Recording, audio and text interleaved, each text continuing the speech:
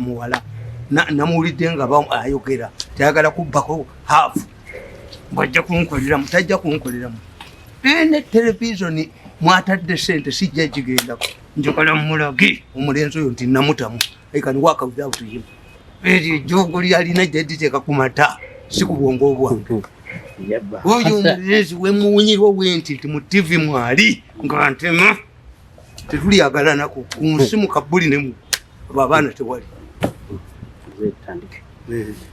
mbaniriza butereevu ngera bulijjo tubeebaza nnyo okubanga mutuwagira mwebale tuweereza bubaka bw'oba olina kyoyagala okugamba muzeeyi mirundi tokiwandiika ku social media kyogerere wabweru so kyenzo bagamba olwaleero yenze kanka kapita okubanga mbaweereza muzeeyi gyebaleko ssebo owaaye programu ye ey'olwokubiri abantu baajagadde naye kyebasaba nti bwaba previous esazeewo ku hostinga babatereka abamu ku kisowaani bwe waba nga aliwo development era obubaka okulumbuga ndooza bunaamutuukako naye okimanyi nti balumbye ekizimbe kye ne bakikuba bakoze operation side eyo ne bakuba amayumba g'abantu ne bamulekerawo message you continue hosting him nyumba ya mbuga bagikubye ne balekawo ne message. Yes, that's why for me nze ekyomukisa omulungi olunaku lwa Sande nasiibye waka lwa nsonga bbiri waliwo baganda bange ab'engoma bankyalidde Odima Nkaginya ne Kujange Rebeka bampe ente kati bampe ente nezizaala ffe ne tugamba nti mu buwangwa bw'abalunzi b'ente munno bwakuwa ente omuddiza ne mbayita ente nenzibalaga nti eno yeri gye wampa n'eno teeza mu mbadde njagala nzibaguleko nze ate abaakuwa endala n'otazinona naye manyi baakoze baagambye ente tugenda kuzitwala ku loole kubanga tetwagala ssente twagenda okukwalimu sente si tetwagala is a historical bond buwangwa which we must observe ng'abalunzi b'ente basinga kwagala kuki ate loole sente ate loole yatutte ente ebbiri yakumyewo n'ente 10 oli serious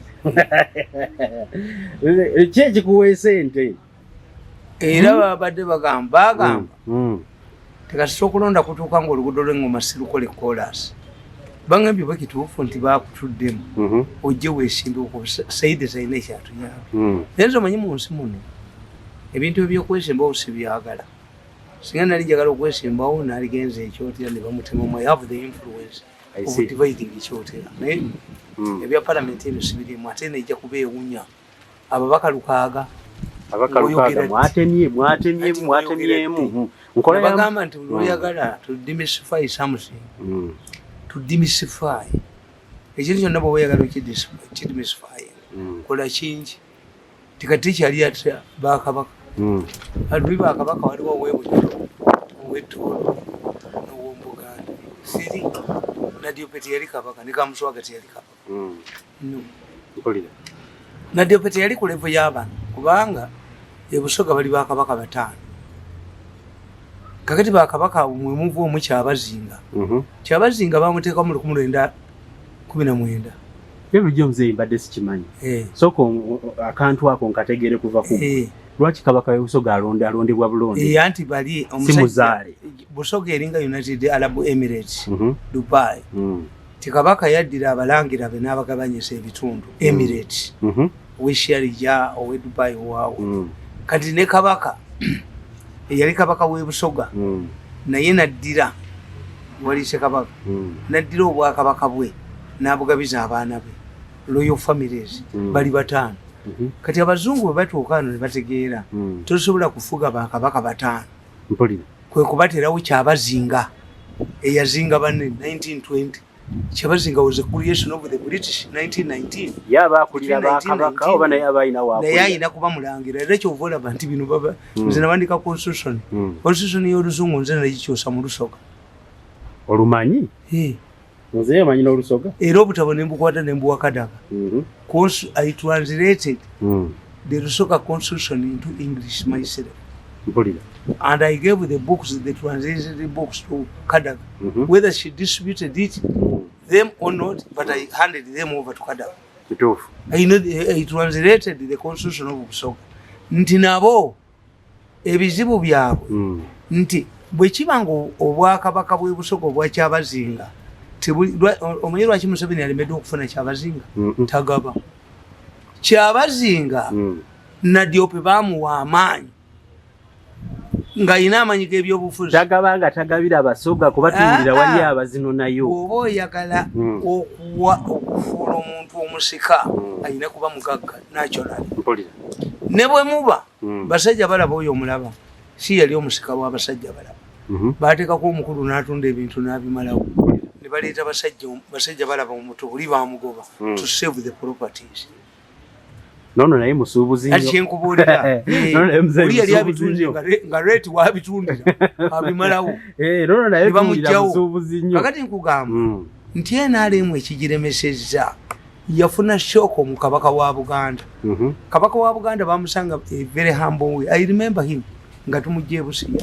Tayina wasula. Yasulako wa mukoddomi we. Yasulako mu hotel ya Amaanyi.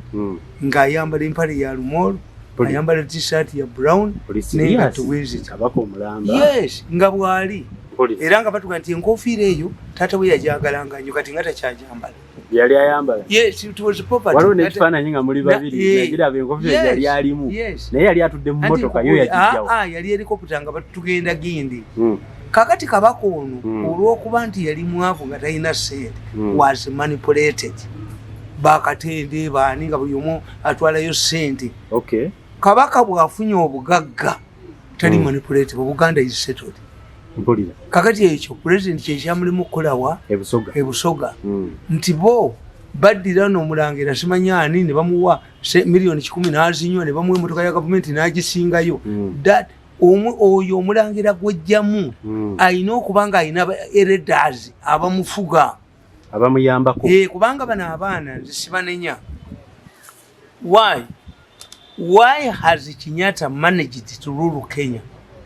Kenyatta Uhuru kitegeeza taata we yagenda okufa n'asigaza a very strong mom nga byasoma byonna ebyogerebwa ku kitawe byonna bimuyinkalejinga nti ye buli lwe yasomanga mu mawulire ng'ano Museveni bamwetaaga Museveni yateze bomu Museveni yassa abantu oba tayogera ku Museveni bamukwate kakati ebyo nga babyogera ku kitaawo in your formative age toyinza kubeera na settled mind.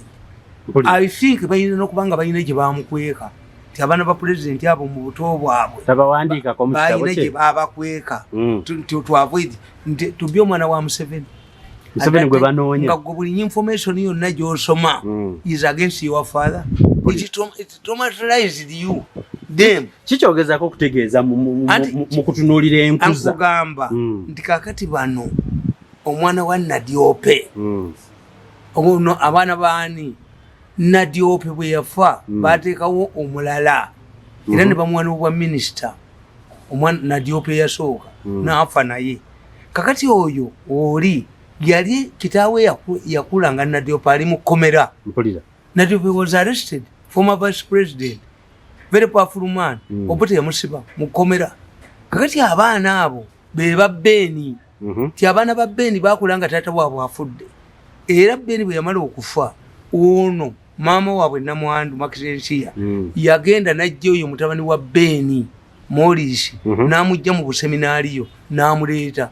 That's when you talk to him mutani wa Bbeeni bw'omwogerako nze omwana wange namubbula mu Bbeeni nali njagala n'abeere gundi church father naye bw'omu is not a man talina musitundu wayagalako omwanawo okubeera ku bwafaaza omwana wa Bbeeni baamujja mu bwafaaza maama we n'amukimayo n'omwana wa Henry Kayondo ne bagenda ewa Kayinali Nsubuga ne bamugamba famire ya Kayondo talina mwana ate omwana yafa nga Kayondo tannafa ne bajjayo n'oyo Morris Kagimukiwanuka Kayinali n'amugamba gwe kakati soma obeere kundi okuuma ebintu by'ekitaawo nga tuli mu sasodooti but background ye nti oyo omwana yagaana emakerera okuguradiwetinga waayi nti Amini yatta kitaawe tasobola muwa diguli kuba ye yali ani chansala wa university kakati kyenkutegeeza kiri kimu nti abo bannadyope abo abavubuka abo tebali molded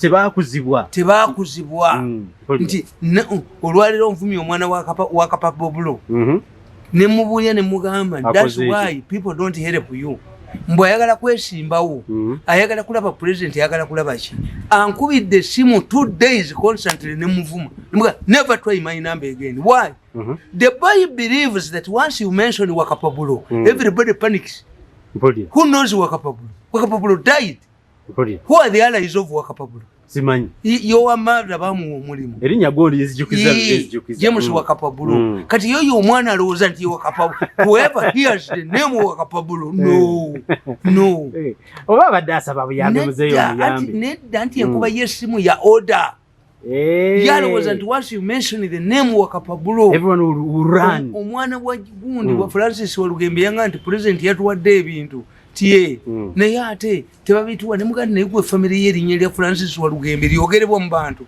erinnya lya Paulo Mwanga lyogerebwa mu bantu ng'abakyabamanyi family yamwe bakyaliwo ayagala okwesimba olwaki ate abayagala kulaba Museveni anti ye engeri kyobalaba nti yonna gy'alaze akuga nti have been disappointed nobody's why your arrogance to believe that Wakapabulo is a very important person. What did Wakapabulo do to this country? Yalichi okubeera chairman ogundi owa National Constituent Assembly kakati ye omulaba nti ye amu Wakapabulo yaweri abaana bameka kusomera arrogance kati je nkugamba nti abaana bano botaba molodinga tikakati eye busoga that's their problem nti bamuwe emmotoka nayo n'aginywa teyakuzibwa naye n'aginywa president bajjanga mu State House nali ngenda kikugamba luli omuyinza empuli y'obutaano most of these traditional leaders used to come to State House to Wakero House for money you wonder the president has directed the Chabazinga should be given money of $1 billion but the Chabazinga comes himself tatuma waliwo n'olunaku Kabaka Ssebulu yagenda mu ofiisi ya gundi ya Amelia Kyambadde n'atuulamu nga ssente ze bazibba I'm telling you fact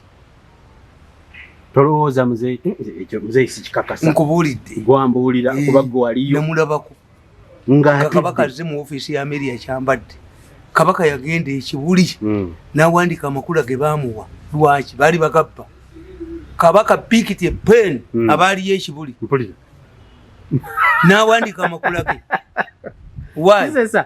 muzeeyi kankubuuze abali awo be batuma okutwala ssente ne president lwaki tebabatunulamu obubbi yabuuzako tule y'amajiige nga bagibbye oli sirias president wagenda South Korea basamusanga ne bamuwa kompyuta agenda okutuuka eno nga aliwe yagibbye naga nti njiwadde kajingo baginoonyanga bweri nga oli tamanyi nti yagibbye ddayo ebya Museveni bonna bafaanagana kakati kyegamba nti I used oluzaamu Republican naye nze njagala nnyo okuwa respect abantu most of these people who used to come to State House to beg for money bamuteekanga ku reception ne batuulawo bwe najjanga mu office ne mbasanga nga abo bakabaka bamutuuziriza ku reception namujjangawo ne muteeka mu office yange nze nenjivaamu ne muteerako TV ne muteerako kinze nenvaamu why naye nga kyenkugamba nti bajjanga bennyini beekimira akantu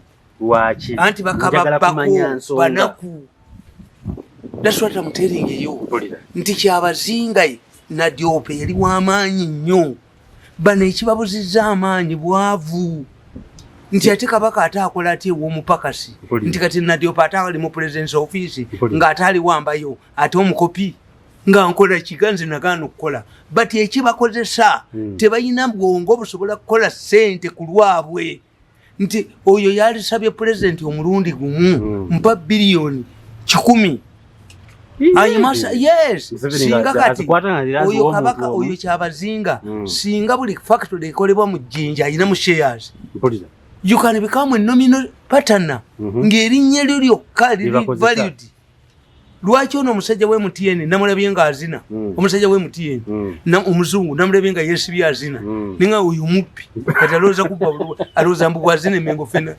ate musiru that MT man European is a stupid is an idiot why omukutu guli ogwa Buganda baguwa Celtel nga wali aliganga nabi bwesibe kutiya bwesibe that one saka him. The board of directors should sack this idiot. The Muzungu could dances every Baganda function. Why do you dance there? The first business which they would have given you, a why, unless you wanted to have Baganda girls in Bakutwalayo, or you were interested in the Baganda dancers, why should an executive of MTN go to Uganda? CSR, corporate social responsibility. No. You reduce yourself to a crown. This how many Bazungu dance? Chiganda dance. Yes, this Mazungu should know. It's embarrassing MTN. Saka the idiot and go back. Let him come with dancing. Anti nkugambi tokolanga kintu balala kibatakoze. Okay. Business yali ayinayo eya Celtel. Kubanga ino okumanya tiwaswabirirwa yatandika Celtel wano natubba natumalawo. Kakati Celtel yafuna kyemmengo. Oyajjanga batunda line simanye twale bakola omukutu gwabwe bakuguzaane. Kati owe MTN akima kyemmengo nali ko yesibe kutiya ne yesibe kutiya. It's embarrassing unless you are you want. What do you get? Unless you become a crone. Again, kufuka crone. The executive director of MTN should be helped. Is undoing, is undermining MTN. MTN is headed by a crone. Kakati, if you are dancing, first of all, if you dance in Uganda, when MTN is a national network, will you go to other kingdoms and dance like a crone? The man is deteriorating into a crone. I see. Yes. Kakati chemba gamba. Bwavu na ewe bubulumanga abalala. Obwavu bwabalimisa okukola. If you cannot work, President yali badde abagamba nti omusajja ono mu buli share eri ejjinja naye ekibi kyabwe nti noona ajja kuvaako baloyo family members balonde. This is where the trouble Kadaga with Namuganza comes from. Namuganza is a princess, Kadaga is a mukopi. Kati kakati Kadaga ina faction with a lot of government power. Kakati ono ye kyalira kunti eri mu Bwakabaka gyava obutamanyi Kadaga. Okay. Kadaga naye ayina gwawagira. Kadaga ina Bwakabaka kyabazinga gwawagira. Kakati ate Namuganza yayina eri mu Bwakabaka gyavanga omumbejja. That's why Museveni moves cautiously. Why? Nti bono Kadaga alimeddwa okufuuka kyabazinga. Singa Kadaga yalifuuse kyabazinga singa eri yonna akatinga kulosi n'awaayo ssente. Kyova olaba nti ebusoga bonna bakazi tebamulaba. Ebusoga olw'okuba abasajja tebalina ssente baavu. Ebusoga bonna bakazi be baba. Musumba yagamba kanyambale empale kuba abasajja bebusoga tebasobola byabufuzi. Kadaga abadominating for how long? Kati Namuganza na yazze. Kubanga the men in Busoga. Kankubuze mzee. Namuganza ana surviving nga jidde mu ntalo ne munne bava mu kitundu kye. Namuganza is banene wunyiza. Namuganza is sponsored by the mafias. The mafias have already made ngende jiba kubira mu magazine ya. Kisoboka mzee. Ne Namuganza nayingira mu ebyebi. Okumanya ne wunyiza ba mafia nabe wunyiza. Magazine tagenda kudda. Magazine mu list talimu. Lafairi magezi yalete ekiteeso tagenda mafia ya byagambi let him rot ngenda bafulumiza list ya ba mafia abantu be balonze omukyala omulala namukubidde essimu tagikwata used to be my friend ali mu Eastern namukubidde essimu nga yagala mu buli conversation nti mugondi tolimu oyo naye yeewunyisa kubanga be bantu bo badologooza nti yena ali mu besimbyeko naye talimu Mafia mututu. Mulisti ya mafia bagenda okwesimbawo Majesi taliyo. They have sponsored the candidate against Majesi. I see. Yes.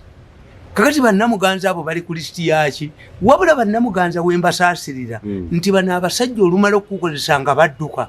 Namuganza kasita Kadaga namugunda nobwa Mrs. Sajja busigaza.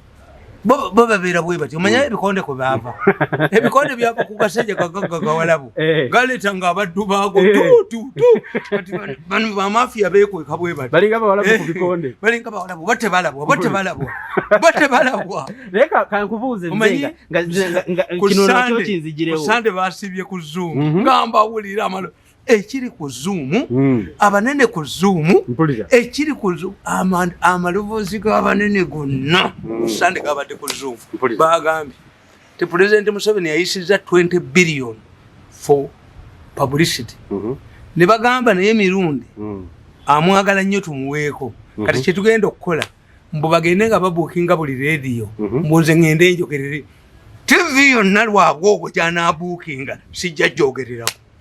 And I'm not going to participate in any program on any new television station. I'm going to organize mine. Buli wamu wonna lwabwogwo wanaateeka ssente sijja kubeerawo. Kibobo organizing. Embuze nfuuka embwa yaabwe.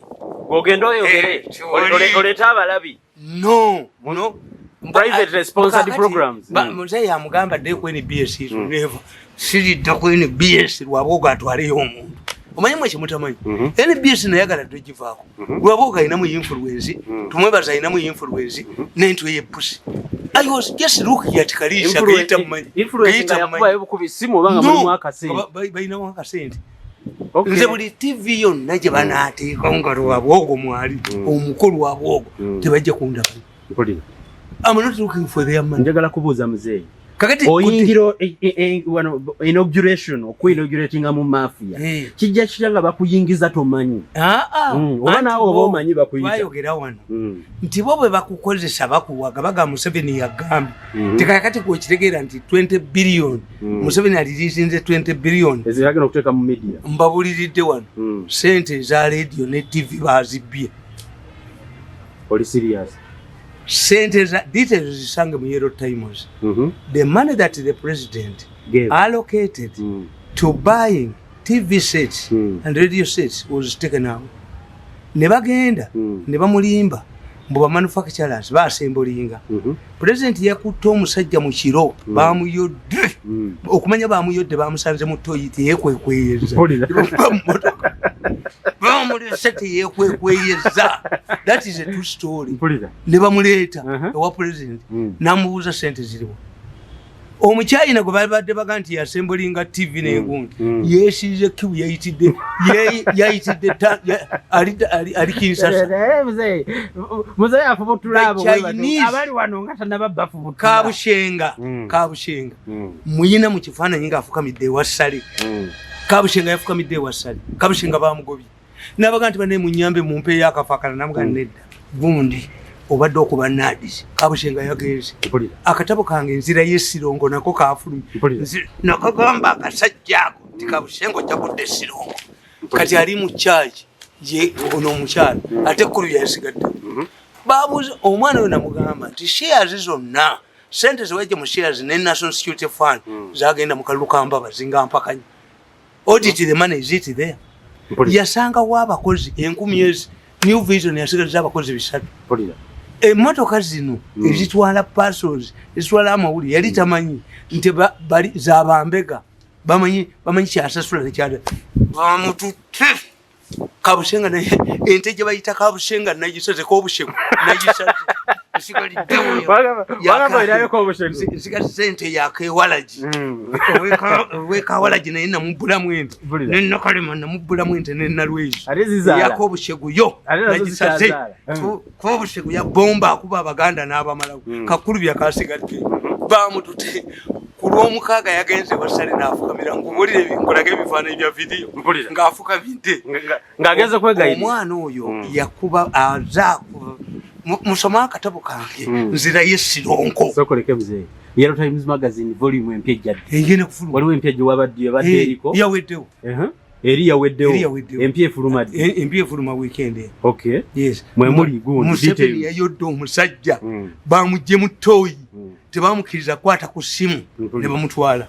Sente eza COVID ye yazirya yazogedde. Eza education billion 200 bazirya. Amasomero tegayinza kuddawo. Omusajja y'omu ganne gamuga nti ngati watukubiddeko but you see ogenda muwulira ng'ayogera genda mukuba enkwata gye bakuttemu omusajja yagambye nti pick up za zebuzi neyegalira mutoyi bamuggyeyo nga teyeekwekweye netoyi bamututte n'ekivundu kye paka mu State House.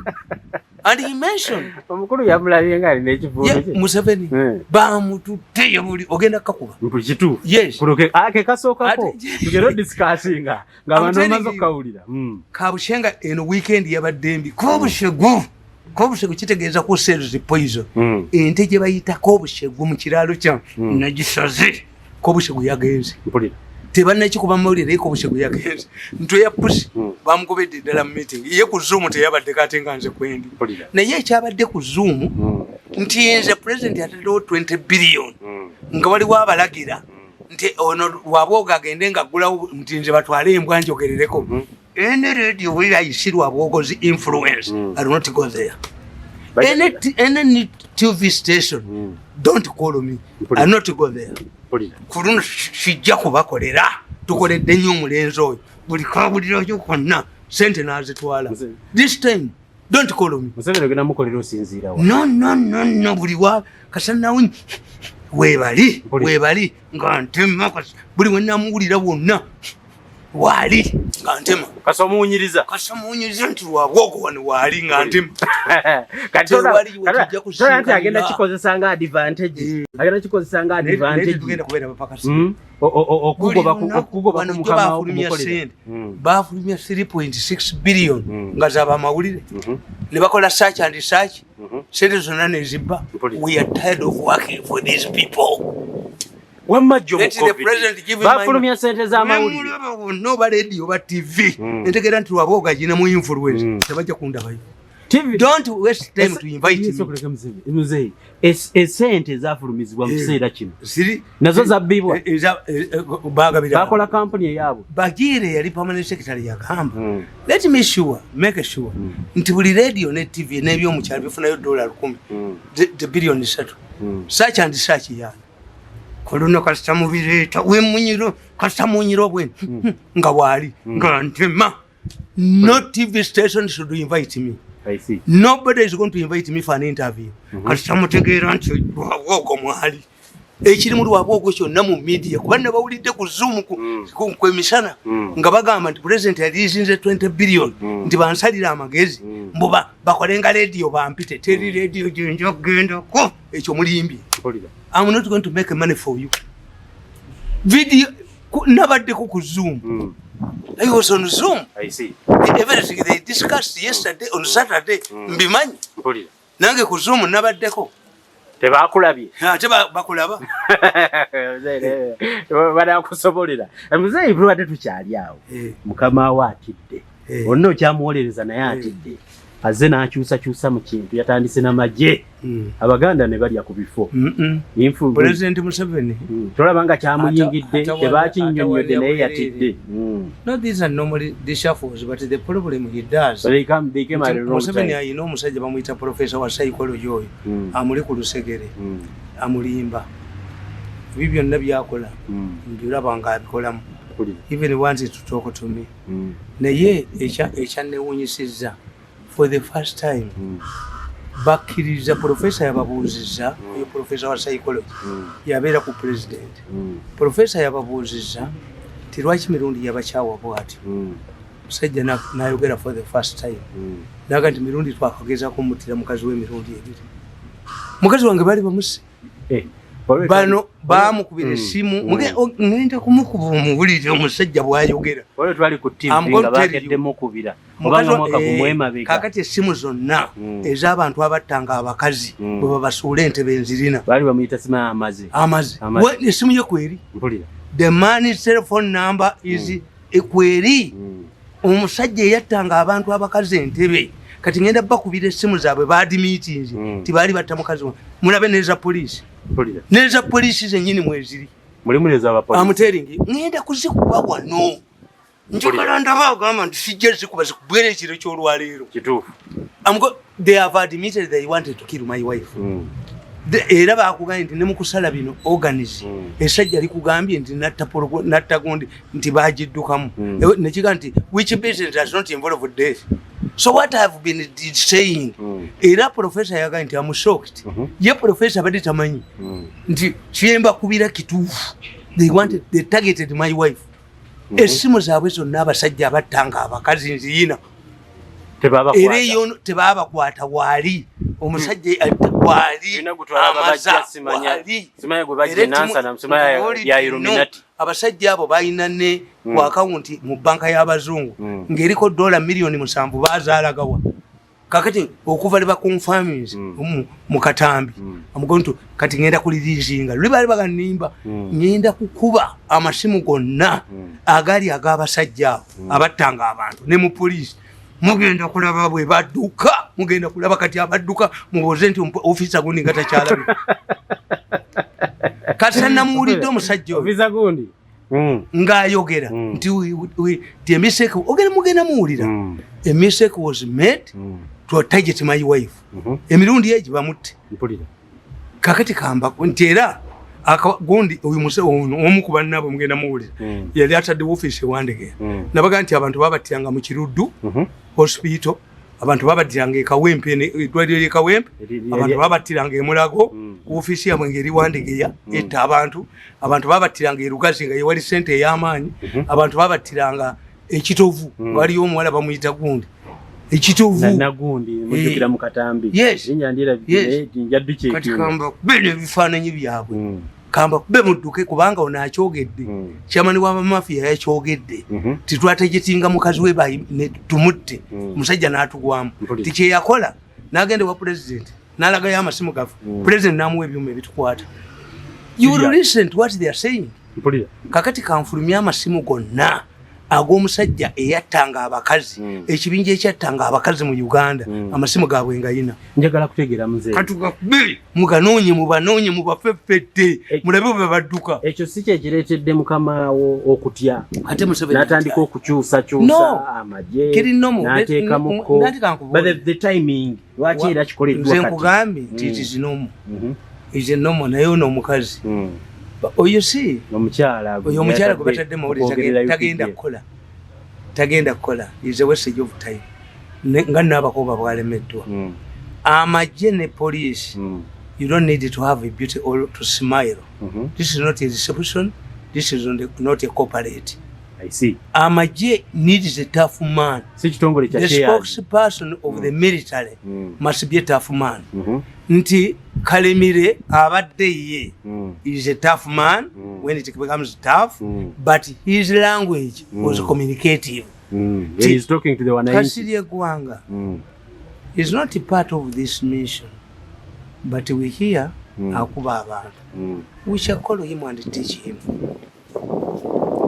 he's tough but the way he communicates ono omukazi talina kyagenda kukola mu communication this is not a corporate we don't need somebody to smile n'abakoba yalemu we are not looking for beauties mu parliament mwabadde akozeemu ki bali mwadde omwaka to cultivate n'ogamba tibo mu parliament mwabadde abadde ayina mu team a nucleus of journalists and what matters is not the beauty or the word or name Muganda no what matters a spokesperson of any institution is a scholar aina kubanga aina kyakoze kakati omupiira bwe kuba teguvudde yeeno oteeba ki ne bw'onooleta Messi ne bw'onooleta ani omuteebi sikowala Ronaldo ng'omupiira tegujja naagwa ekimira what is gundi muyina okubeera ne coordinating committee mu magye nti oba babakubye Somalia you receive this information before anybody sit down and say chetuyita spin doctors how do we spin it nabagamba nti look tebayinza bakuba Somalia nemukole colorful ceremony Entebbe to receive your dead I see the person who sponsored your attack confirms that he confirms nti bane twabakubye awagala anti soldiers naye ng'oli agala kulya sente where do you have ceremonies for soldiers who have died. America bali be bajja ne next of kin ne bano bakola omukolo gwa lunaku lulamba tyamajeka namwandu azze tewali nyumba namwandu azze abaana tebasoma kubanga wali wayagala okulya sente zino omukolo gwe yambisa okubba sente but you are exposing nti whoever pays Ali Shahab will pay him more money. Kenya baji kubalusambu alaba koze ceremonies baletayo basatu tebage next of kin. So you're trying to imply that ekifaananyi ky'okukyusa omuntu afaanana obulungi ayogera Uganda ako akasajja kabavumye kantu ya pusi kabaga nzemba kolera ne kabaga nti Leya mugiremeddwa era Leya bagidusemu mbakubye ne kaga mulabe mirundi kati yeyekalisa mwannejjako nti mmwe nzemba building nzemba andika sole buli jomba gamba sole za vision ne monitor ke kazi wandika chovala temuli logic. So the issue is sibana aboogera nti akakasajja ke kabadde kabafuga ne mugundi mwekali mu covid mwekali na wayo nakeetekayo nkakubiye kuyeko nane nkakuba tekaina magezi kaina logic.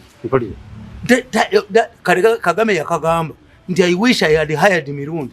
Mirundi is 20 times better than you. Nakafumula yo nengalabi yako n'obutuwako bukaja kaladde kabbi bubbi kabbi buli wamuwo nanka kuba nenga buli wakajja omutwe wangu ba ono oweka walaji buli wajja omutwe mubaba kubino mubaba omutwe negwasa why walaji yani these people are not prepared for debate. Eramba kanti enalimu kene panga nedda ku TV bajjajjabya enalimu teri ready sente bazibye for debate kakati sente za TV bazibye adani anazidina ngera bwe babeze gali the man has been stolen. Mbu yagonje twasembo simanyi by Uganda simanyani bubu atenga ku by Uganda build Uganda kale okumanya mafia nzibu nnyo Amiri yashambadde namukubidde ne muganti ategwe bakujoze nnyo baddi dumuyimbi gwe bawadde center kube Amiri yakolera mu 7 emyaka nina list y'abantu abagenda okugwa be bataddemu mpulira waliwo n'omwana naye mukubidde esimu nga tagikwata Kinyamatama Kinyamatama avuganya ne Mwanyina Kayanja naye bagenda mukuba naye bamutaddeko sente abaana bwabwe yonna gye bayise bagenda kugwa kyenva mbagamba TNRM nayo ereme kusekerera DP bwe mubanga mutaddeko abantu sente lisinze njirina nga boogera mu bigambo nanta babaga leti hagandi roti agena vundire nga bali mu meeting baloketinga ebifo bamanyi kwenkanawo obujozi bwabwe nkugambye amanyi bagajjawa ntinze wennabatiiridde nadde simanyi nti ono omukazi Anita bamukuba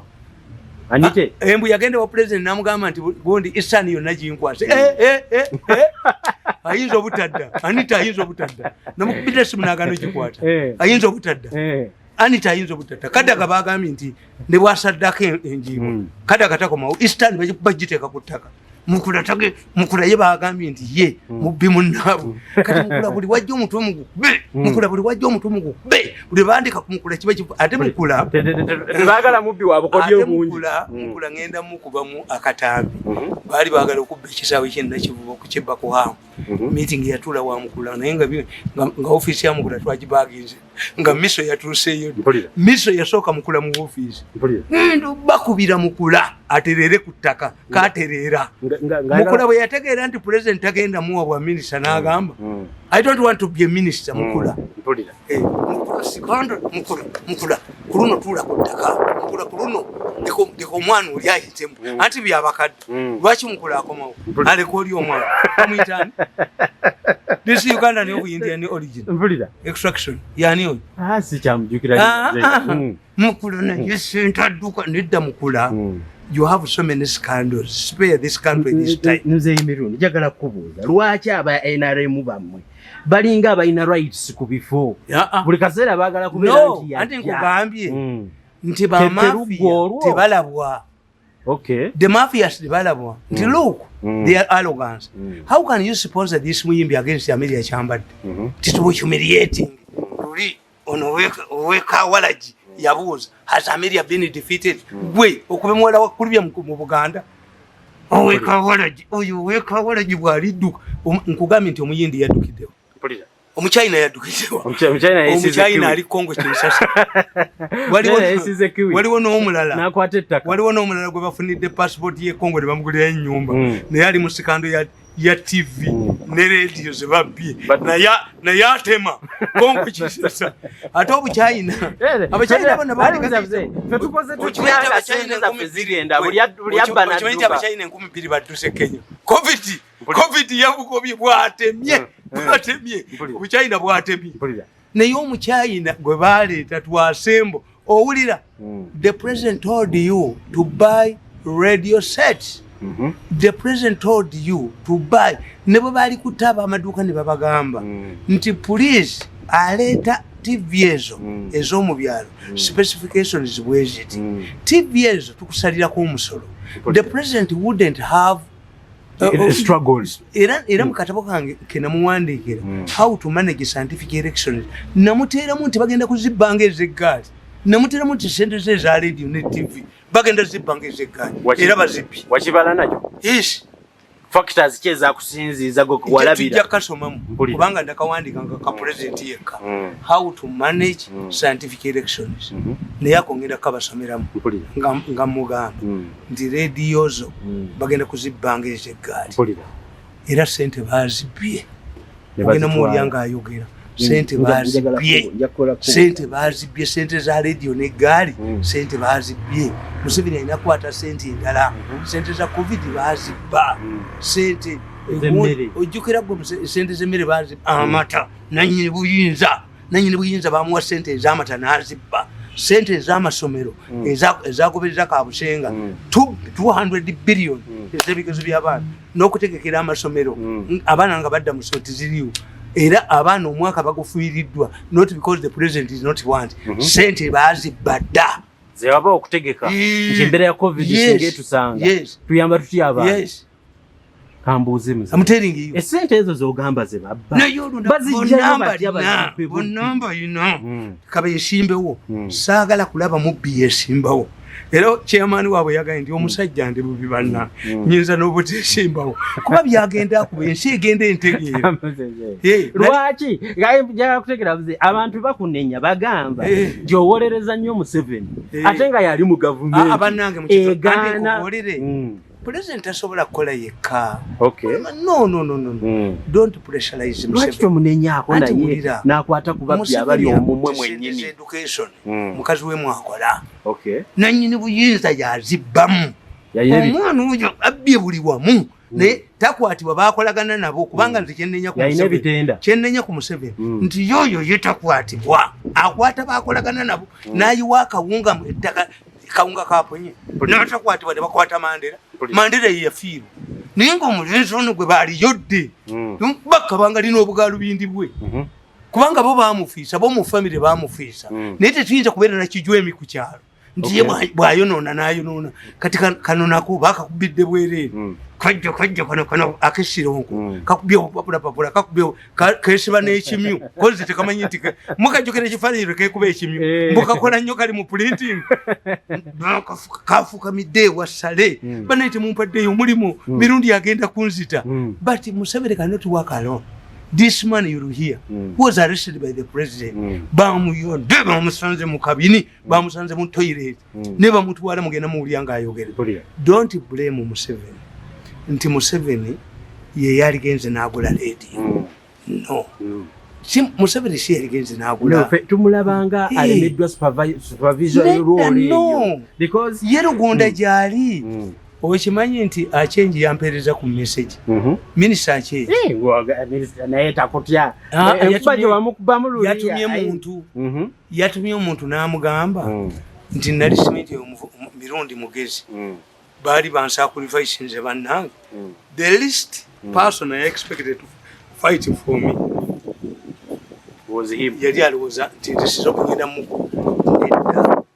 omwana wange bw'aba yafumbirwa omunyu w'enjaga nga tamulabye n'atuukayo n'amukuba mujjayo simugamba nti gwe wakola ki era tugamba nti aidu ti bwe mugenda mu kyaki ebyokubatalinga abakazi obakuba bwenya is not part of aidu otuusa okufa lukutwawukanya kakati bano bannaffe bakyenje oyinza okusanga n'oyo omuwala Diana naye tazikwatako. Ani azikwatako? Abo betulabanga be balina power. Abali ku Zoom. Olunaku lumu ndi kuba Zoom. Olunaku lumu nja kuba abali ku Zoom. Olunaku lumu muwulira amaloboozi agali ku Zoom. Abali ku Zoom be bali basente. In fact kankubuli agasajja ko gakube. Ogenda gabuli yanka kagamba ti obubbi twali buleseyo naye bali bakama bafete bakiriza kuleka bubbi. Plate. Ngira kagendo soka ko kwennyini. Plate. Nga abasajja bakuga nti fete twali agadde bubbi. Naye bwe tubagamba tebawulira. Tubagamba nti mulekeyo okubba tebawulira kino mu kigaane tebawulira. Abasajja mugenda bawulira nga bo bali ku Zoom. Abali abanene ku Zoom abali ku Zoom bali recorded ku Zoom ekyo nkimwe era president biri ku Zoom abiwulira batawani yabwere naye ekiri ku Zoom era kuwaganya era babbe abantu muzeyi kyembadde gamba kibakulenya wali baddenga abantu abo Museveni at atuyolerako nga batano ate yamukutte ogenda kumulya nti yamukutte yamuyodde bavi n'aba prosecuting era mbadde kubese zikanya kubula buli ate mukasera kaina akalulu kubanga mbangamba nti mugula data nti program bwebe mpamvu ennyo abantu bebamenya olunaku lwe mutwalitaddeyo ne tuteekayo akatundu olunaku lw'enkya tulyoka tukubaki akalala ko kali kuki kwono gwe bayodde gwe bajja mu kabini omukyayina eyatemye ali ekkonge yamaze yasize yena duka omukyayina yadduse omukyayina yatemye yamaze kwesiiga tebabana contingency plan nga bagenda okubba tebabana nagetawe n'atema kakati akantu kano tukawulemu tukubeko akatambi akamu n'enkya katukube kaliwa tukubone gwe bajja mu kabina ate tusooke n'owakabina tulabeko side effects z'obunyazi nga zifuluma bayodde owakabina China yadduse mukyayina yesiize kiwi yasaze waliwo ne munnaabo omulala bamuwadde amagezi but Congo is peaceful mwana wani gwasindika Congo naye bamusindise Congo mbu wali peaceful bamugulidde ennyumba yekweka mujja kudduka mujja kutema. So anybody who accuses the president anybody who says that the president is not serious no, you are just helping the mafias. What would you say if whether the president used nepotism and gave a deal to somebody, if that somebody delivers, we don't mind. This is what I told you. That who complained when Saleh was appointed army commander, his brother. Even Castro had done the same. In Nicaragua, Ortega had done the same. Ortega's brother was army commander. Even when the Ortega's government was defeated, the new government appointed Ortega's brother Minister of Defense. Why? The army had come from the Bayekera. So the person who could control the army was Ortega's brother. Do you know what it means? That Ortega, who was president, was defeated in an election. But the victor, the government that took over from Ortega's government, appointed Ortega's brother, who was army commander, to be Minister of Defense. Why? Because he could control the army. When Obama took over, he retained Gates, who was security defense secretary, to Obama, to Bush. Yes, in America, because you were serving. So therefore, what is important is not that you are close to the president. Many people don't care about your tribes, man. But I'm going to write a book. I'm going to write a book. This week I'm going to produce 3 books. I'm going to produce a book. Tribalism, is it real or a myth? In my opinion, it is a myth. What will happen? But it is real. No, we are seeing it in the deployments. If a spokesperson of the army is a Muganda, does it, what's her role? What her role is to communicate. Communication. Yes. Does she sit, is she the chairman of the appointment board of the UPDF? Does she chair the court martial? Kakati, how can she influence the running of the army? How can her tribe influence what happens there? Are you saying that the fact that Gut is chairman of the court martial, does it help a Kalamajongo man who was a soldier who has committed an offense? Yes. So whether in fact this woman, I'm telling you, I can predict it, is going to be a failure. This woman is going to be the worst. I can predict it. Authoritatively predict it. She's going to be useless. Why? Everybody knows that she has been appointed for window shopping purposes. I see.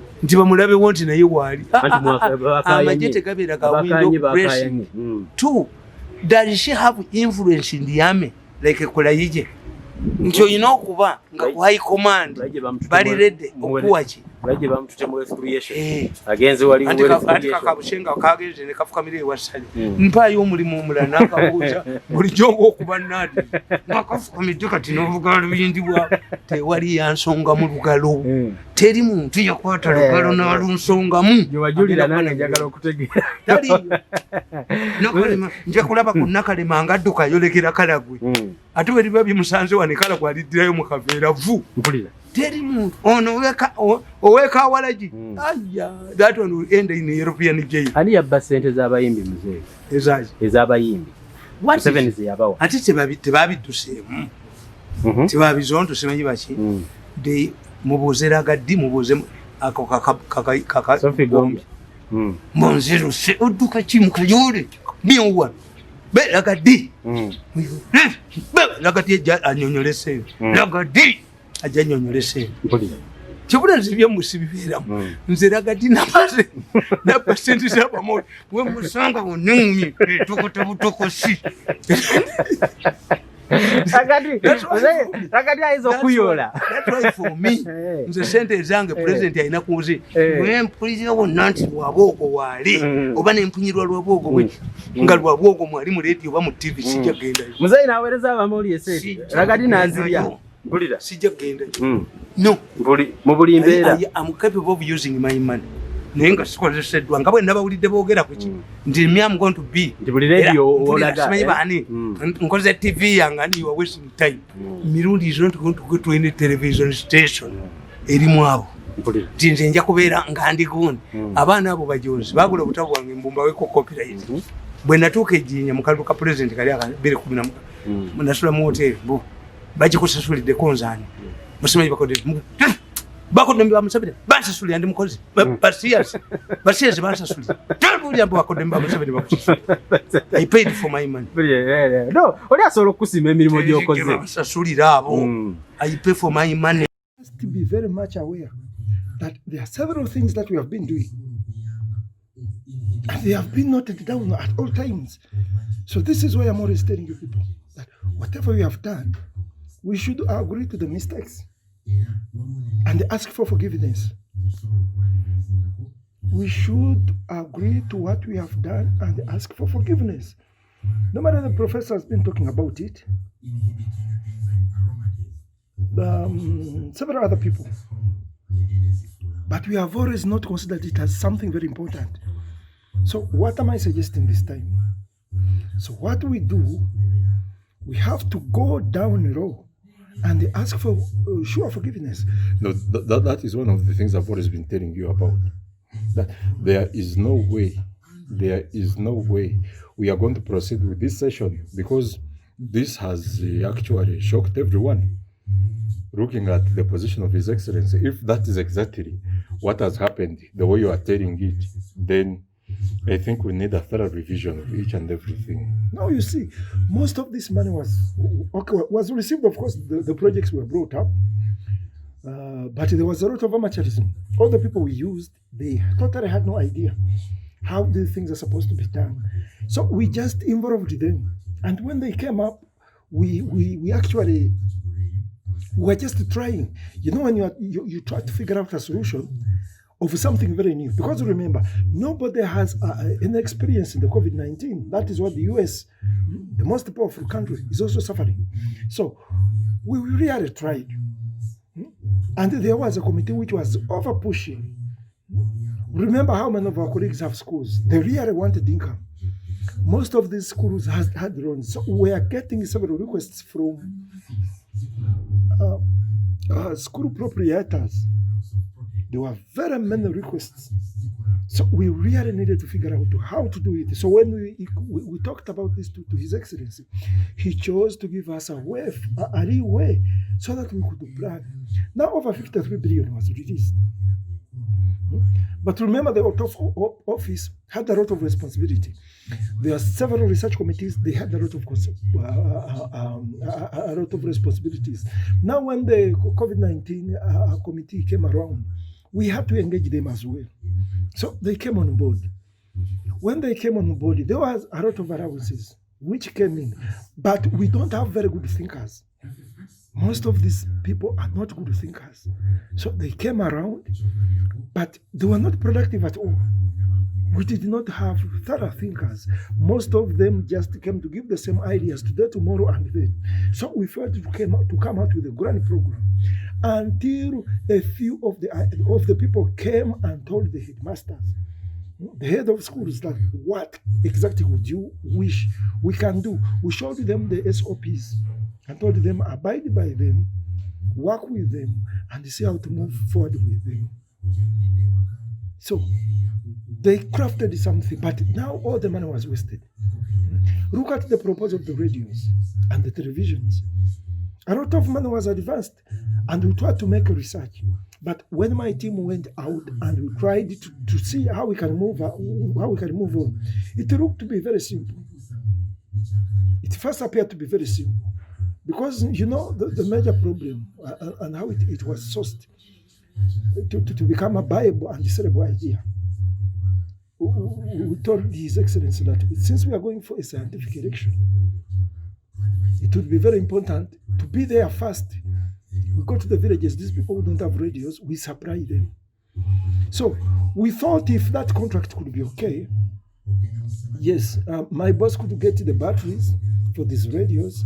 Then also the manufacturing would also take place. But who are the people manufacturing these radios? These are our bosses.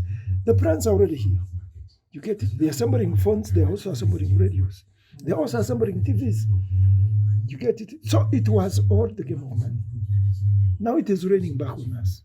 So His Excellency was not happy. When they asked for the accountability, actually, much of the money that came through the Ministry of Education ended up in the manufacturing industry. And these our bosses who are manufacturing. It is all for money. Now, where do we belong from here?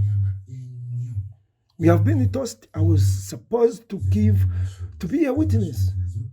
And now everybody is chucking me out. I'm getting shocked because I was a witness. I was just invited to give the side of the story because I was one of the planners of the original plan. I think you people are getting me. No, actually, I'm trying to get you. Yeah, but when you look at the script, there are several things that need to be answered. You have to be very loyal to yourself and to everyone.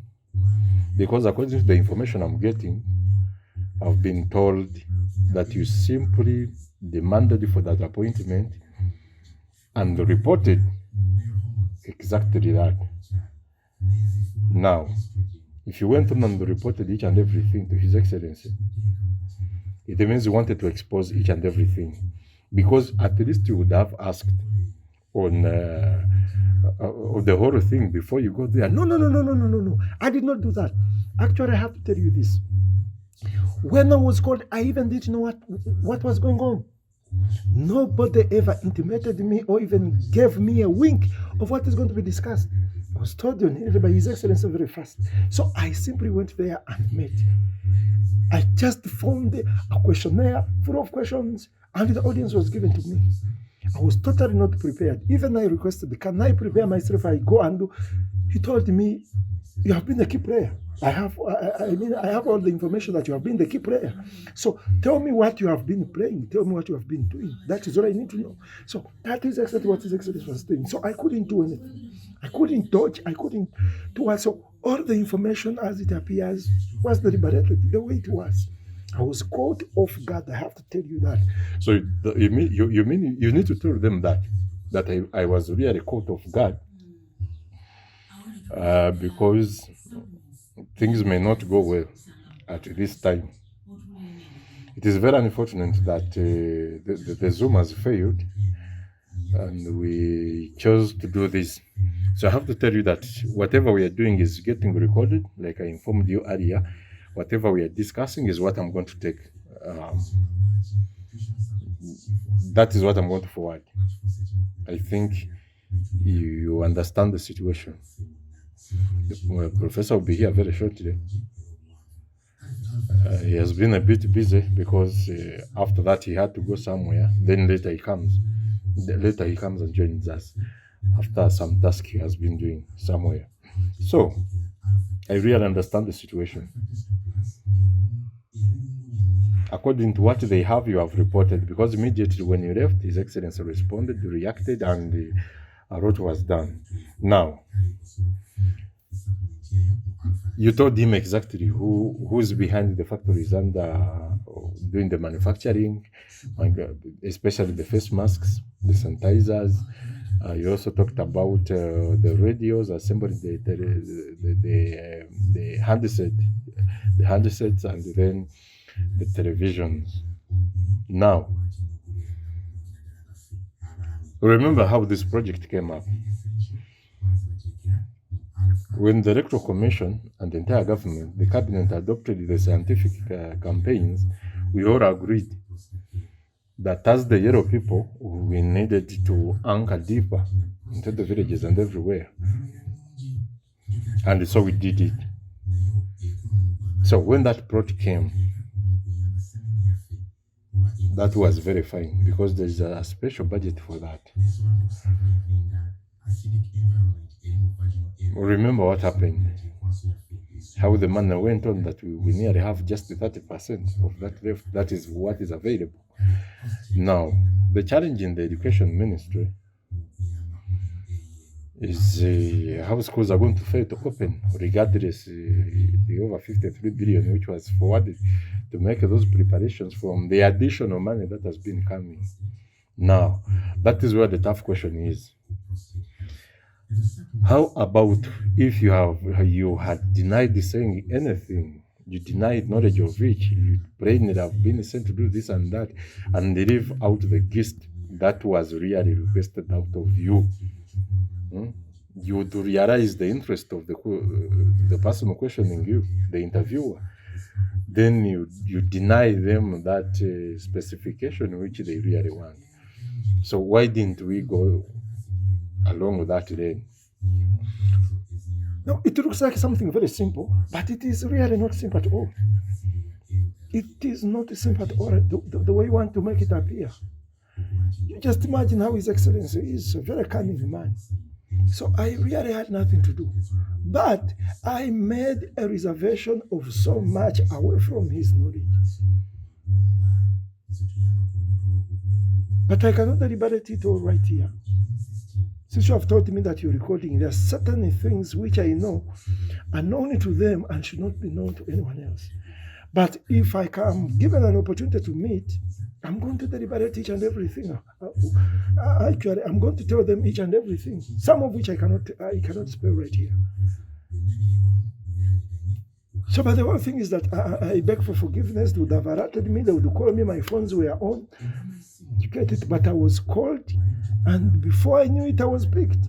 Because I was by some time that I've been told, I was not given time to communicate. I only communicate when I was en route to State House. So that is exactly what happened. So I could not talk because the soldiers were with me. I was not alone. Even the person who was sent to correct me. So they located the particular way I was. So when I was called, I could not hesitate. I could not wait. They did not give me a lot of time because they told me His Excellency just has minutes for me to go. So I only alerted you that I've been called, but I've not been given time to prepare for anything. So I'm not even going with any single file or anything. So, and I don't know the topic whatsoever. I was just told His Excellency needs you, and it needs you in the next few minutes. That's why we are here to pick you. I did not take myself. I was taken there.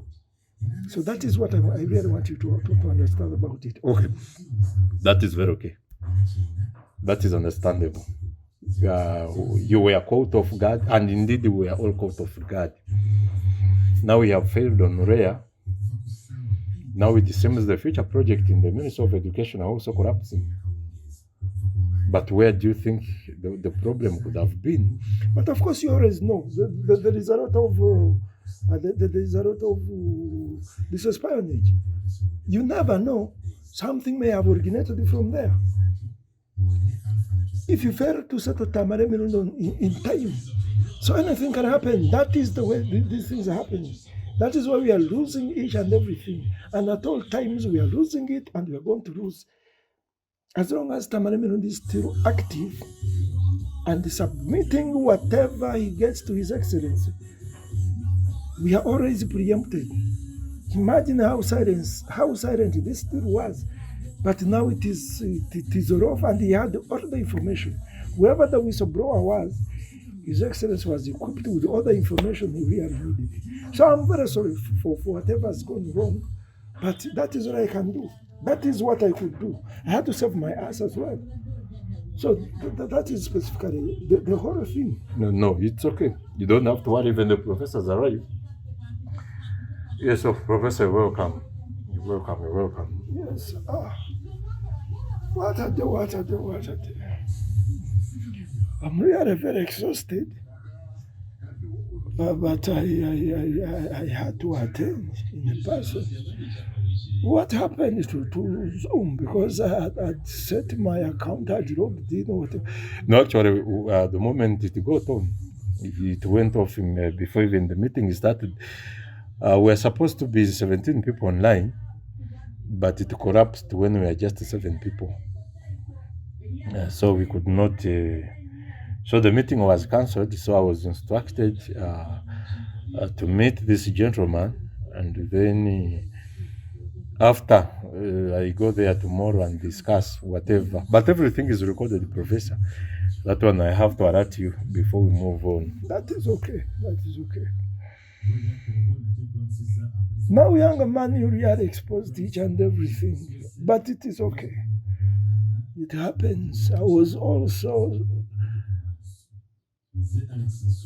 taken off guard.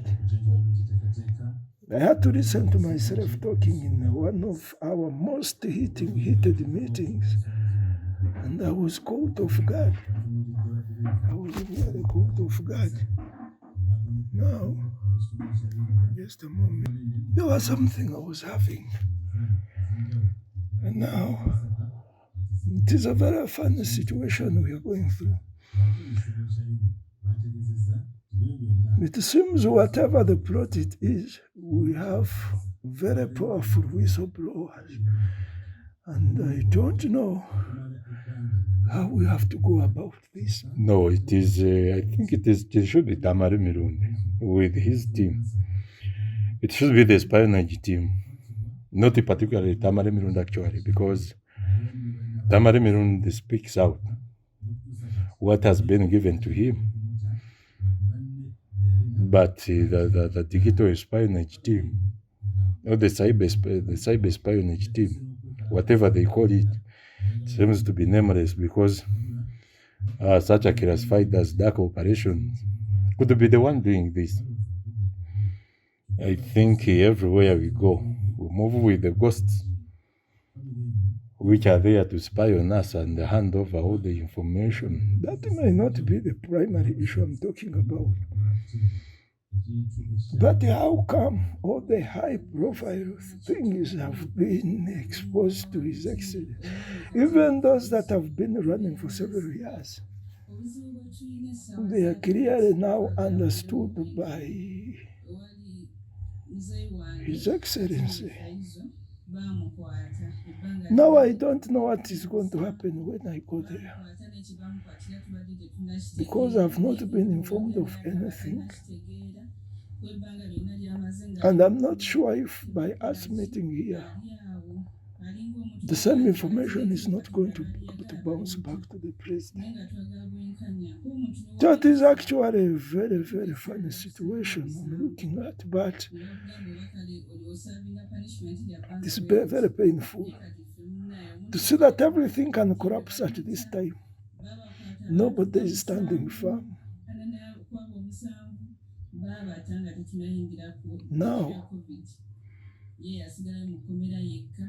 I've already received the information reported nearly each and everything.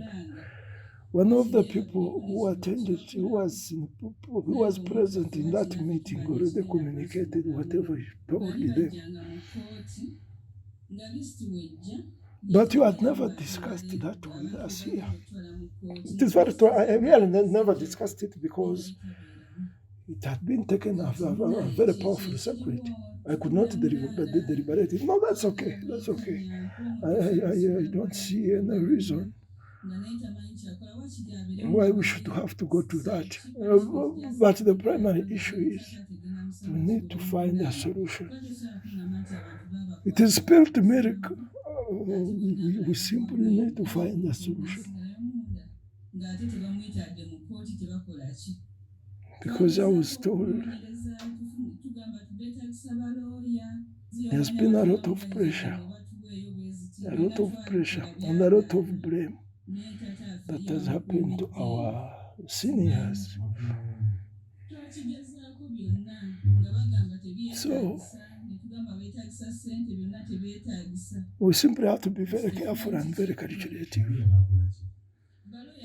We are supposed to do the most wise resolution if we are going to beat these hands down. I see several things happening.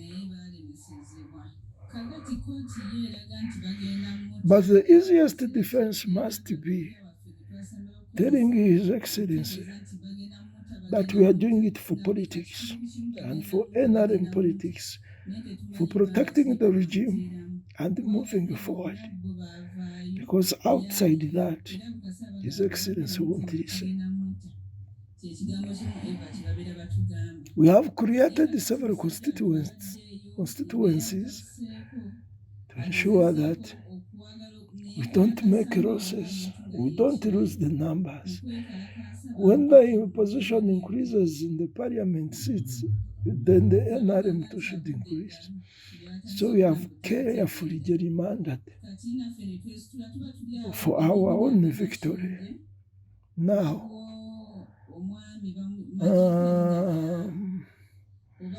I'm looking at how we are going to victor in this situation. How we are going to victor in this situation. We have a list of members of parliament we really want up. Okay? And there are those we need to go out. Now, of recent times, His Excellency has been so obsessed with these people from the East, especially the women. We have to pick up a fight and defeat a few of them.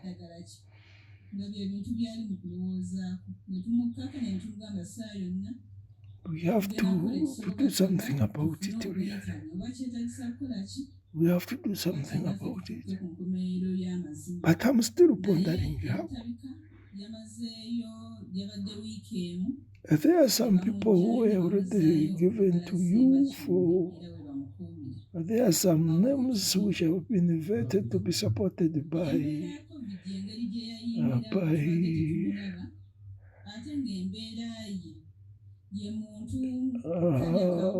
the fellowship. Actually, the first person they really don't need should be Kadaga. So we are looking at Salam Musumba. We are also looking at the Anita Amongi. We need her out. We also need Rafael Majezi. That one is opting out of the race voluntarily. No, of course it is because he knew the person we are grooming was very powerful. Then Otafere should never feature. Should never feature. Yeah, I think that one. Yeah, they don't do work anyway. That is up to whoever made that list. But he had been a very good friend, one of the most patriotic people I know, who have maintained the Bush War times until this new generation of patriots. But I don't have comments on whoever because I don't want to control the politics. I only want to control the psychology behind the politics. There are several others. I don't have my list here. And actually, if we are to look at the primary, I'd forgotten. We don't need Bukenya back. We should go. So we are in support of Garabzi. Bukenya should never appear. Bukenya, then we don't need Nantaba. That one should go on the road. Then this Chibure man, I think it is time we get rid of him. We need to find a candidate to put up. The man has a rare way of operating, and we might not need him at all. There are certain people who are also trying to come. This time we need Aisha Kabanda. He is to take up a constituency there. Then Amelia Chambade should go. So we are looking at how we can field, even if it means supporting this younger people power boy, the musician, then we can do that. We can do that. That one, we don't need her anymore. Actually, my superior was very strict on that. That one should never appear. Should never appear. There are several of them. But I will have to get through the list. At least we need to put down around the 27. If we can bring them down, then we shall create a space for our people. Me, I don't care if I came back or not. As long as the fellowship is still standing, then me, I have a